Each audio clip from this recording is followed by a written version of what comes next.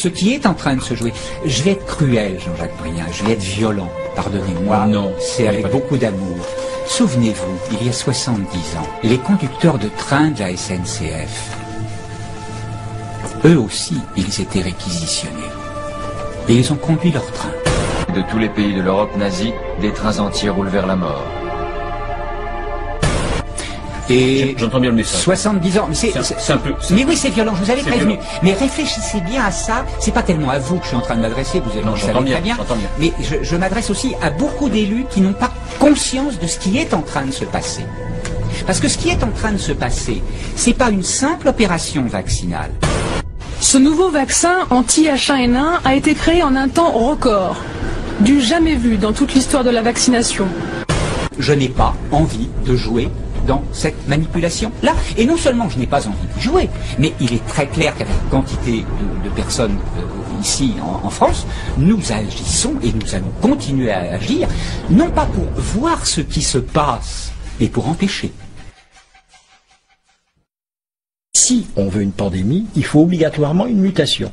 Pour qu'il y ait une mutation du virus, il faut une intervention humaine. La vaccination contre la pandémie risque, je dis bien risque, il n'y a pas de certitude et je prierai volontiers pour me tromper, mais ça risque, et il y a malheureusement un risque important d'aggravation, de déclenchement de virus beaucoup plus virulents qui puissent entraîner une pandémie. J'espère que le gouvernement aura le sens du discernement et qu'il lèvera cette campagne de vaccination.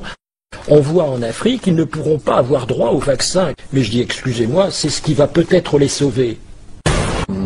On se demande si on doit rire ou pleurer parce que les campagnes de vaccination, la machine est lancée. Ça, c'est un risque sanitaire très grave par rapport à ce que disait M. Marc Vercouter, tous les adjuvants qu'il y a dans les vaccins, le mercure.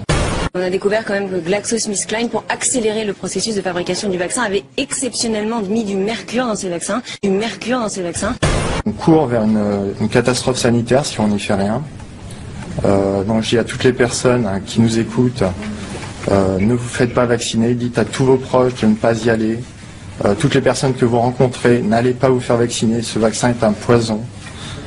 Mais il va favoriser, comme l'expliquait le docteur Vercouter, peut-être l'émergence d'une nouvelle souche, une souche qui serait plus virulente, donc qui pourrait justifier des mesures plus draconiennes prises par les pouvoirs publics de façon à imposer la vaccination éventuellement. Donc on se mord la queue, la boucle est bouclée. De mettre en place un état d'urgence, qui est un grave risque pour nos démocraties. Lever les verrous pour gérer au mieux l'épidémie qui continue de progresser aux États-Unis, c'est ce que prévoit cet état d'urgence. 46 États sur 50 sont touchés. C'est les fondements même de l'état de droit qui sont menacés. Par ailleurs, aux États-Unis, les fabricants de vaccins ont obtenu une immunité juridique et donc, en cas d'accident, ils ne seront pas poursuivis. C'est quand même risible à ce point-là, d'arriver à ce point-là de l'arnaque, de la mauvaise foi. Cette nouvelle pandémie va doubler leur chiffre d'affaires. Du foutage de tête des citoyens. Et on est quand même pas mal de médecins. Il y a des médecins, des avocats, un tas de personnes qui réfléchissent sur le sujet depuis pas mal de temps et qui reconnaissent, et même des experts indépendants. On développe un vaccin dans des conditions d'amateurisme que je n'ai jamais vues. On va vacciner 60 millions de gens. Et bien vous allez avoir 60 000 décès, et cette fois-ci des gens jeunes, des enfants, etc. Donc Donc vous êtes contre la vaccination? Bien entendu. C'est presque grave ce que vous dites, parce que là on est prêt à se faire tous vacciner, et vous vous dites qu'il ne faut pas aller se faire vacciner.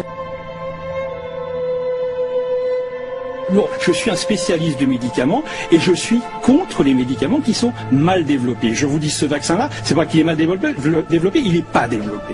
Il n'est pas développé.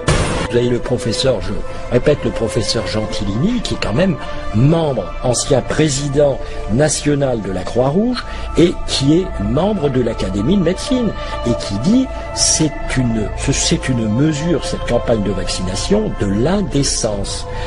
Que pour moi, l'enjeu là, c'est d'empêcher que cette campagne de vaccination se fasse.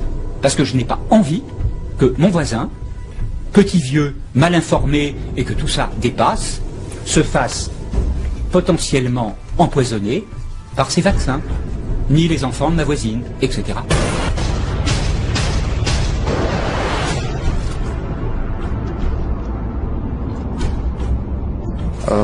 Maintenant, c'est sur nous que l'enjeu repose. Est-ce qu'on va continuer à laisser faire ou est-ce qu'on va réagir ?